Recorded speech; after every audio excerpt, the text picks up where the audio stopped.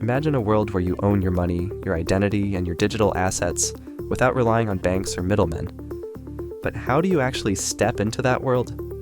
Before we dive in, if you're curious about the basics of blockchain, make sure to check out our previous videos. They'll give you a solid foundation. And don't forget to subscribe our channel if you want to take full advantage of blockchain and Web 3.0. Now, we move into blockchain infrastructure, the systems that make blockchain work in the real world. And what better place to start than the gateway to everything, blockchain wallets. What is a blockchain wallet? First things first, blockchain wallets do not store cryptocurrency. Instead, blockchain wallets consist of private and public keys. They are meant to park the information of your cryptocurrency funds and transactions done from that wallet. Think of your private key like your password to the blockchain. If you own the key, you own the assets. Simple as that. Your public key, on the other hand, is like your account number where people can send you funds. And since it's on blockchain, it's visible to everyone on the network, like your blockchain username. So when you send crypto to someone using a wallet, here's what happens. Your wallet creates a transaction. It signs the transaction using your private key. Then, it broadcasts it to the network for validation. Think of it like digitally signing a contract. Your wallet ensures everything is secure and legitimate.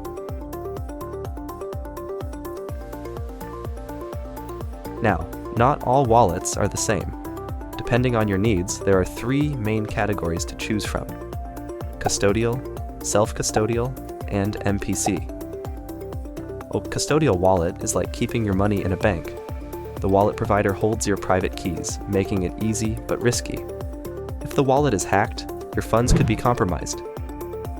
Self-custodial wallets give you full control. No middleman, no bank, just you. But with that power comes responsibility. If you lose your private key, there's no recovery. Wait, what happens if you lose your private keys? It's a nightmare scenario, but it happens. That's why most self-custodial wallets will ask you to set up seed phrases. These are usually 12 to 24 words that act as a backup. And yes, you need to store them offline at a place where only you can access it. Wallets have been the prime targets for hackers. Attackers use phishing, malware, and even SIM swaps to steal funds.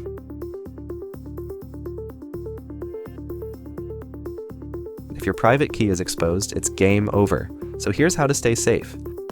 Use self-custodial wallets for large holdings. Never share your seed phrases. Enable multi-signature wallets for extra security. As you'd have guessed by now, wallets aren't just for sending, receiving, and holding crypto. They are evolving into digital identity vaults, storing everything from NFTs to digital IDs, health records, and even real estate deeds. In fact, you can even log into websites using your wallet, no passwords needed.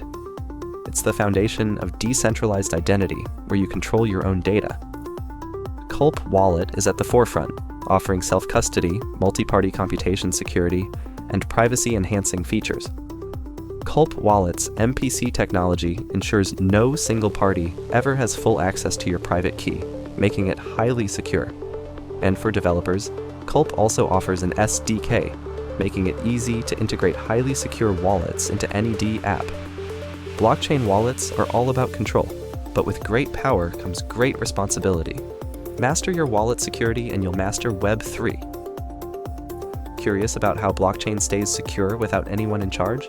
In the next episode, we'll cover inside the blockchain: nodes, gas fees, and forks. Download the Token Money Magnet app, subscribe our channel, and hit the bell icon now.